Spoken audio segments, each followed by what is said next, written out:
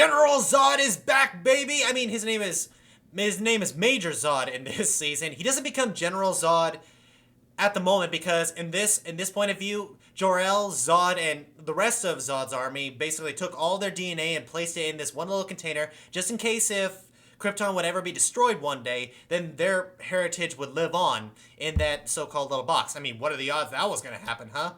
So basically, this is Zod before he becomes the evil General Zod that we all know to hate and love at the same time. But in this season of Smallville, aka Smallville season 9, Clark Kent finally grasps on his heritage. He's finally doing his training to become the Superman. He's running around the city of Metropolis in this black suit. He has the S symbol on his chest. It's all white, and he has the black cape on and everything. So it's basically a cool kid version of the black suited Superman. You know that black suit that everybody was freaking out for the Snyderverse? Yeah, it's in the 9th season. And so he's going around saving people. He's leaving his symbol all over the place. And the news is all talking about him. They say that we have a superhero in town. This superhero is back. He's bigger than ever. And his name is the... Oh, man. Oh, man, his name is so funny.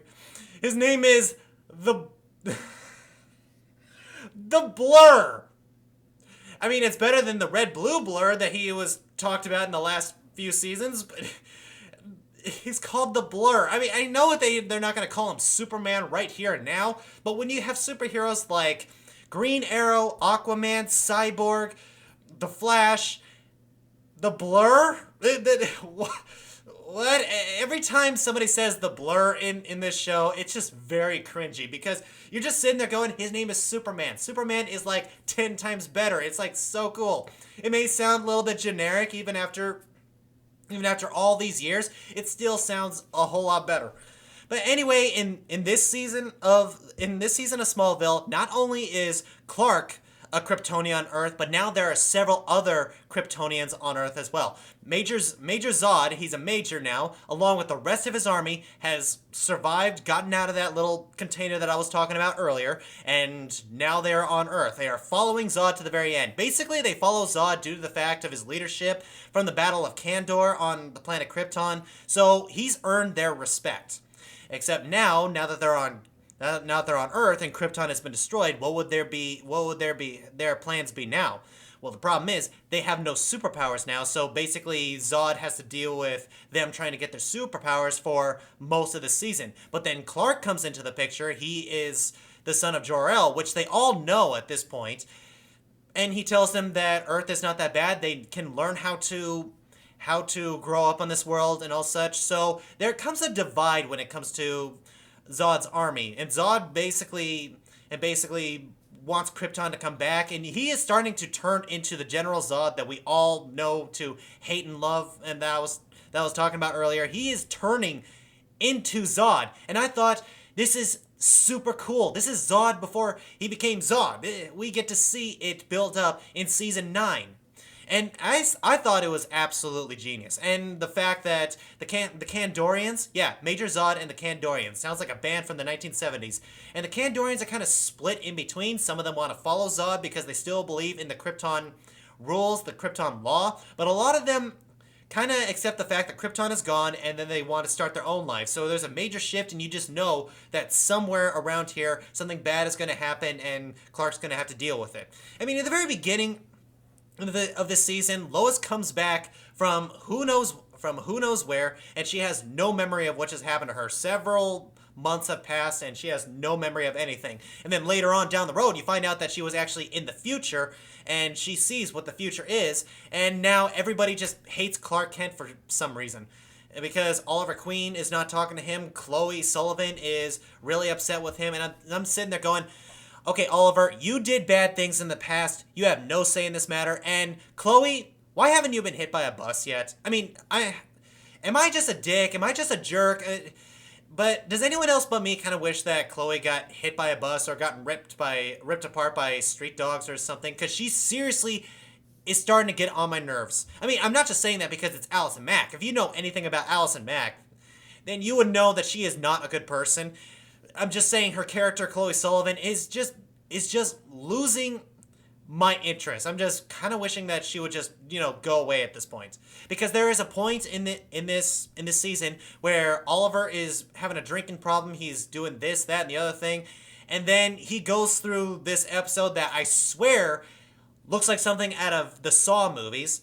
And he goes through all these puzzles and obstacles, and finally in the end you find out that it's Chloe Sullivan doing all these things, and they just hold hands and sing Kumbaya. I mean, what the heck am I watching right now? Dude, you just went through something that could be literally my worst nightmare. Why are you still talking to this girl, let alone starting to go out with her? That makes no sense. But anyway, another thing that I also really liked about this season is that they introduce a whole lot more characters from the Justice League. No, they do not introduce Batman. They do not introduce Wonder Woman.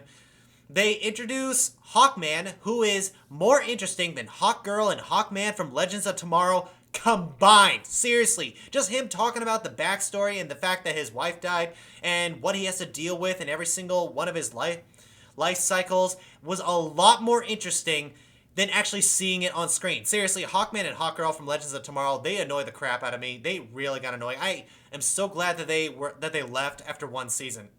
I just really didn't want them around anymore. But anyway, not only do they introduce him, but they also introduce Stargirl. I don't know that much about Stargirl because I don't read a lot of her comics. I'm just thinking, okay, you bring in Stargirl, but you can't bring in Batman or Wonder Woman. I guess it's the fact that Batman and Wonder Woman are two very major superheroes, and you can't have several major superheroes in one show, so they basically have to use a lot of side heroes from the Justice League.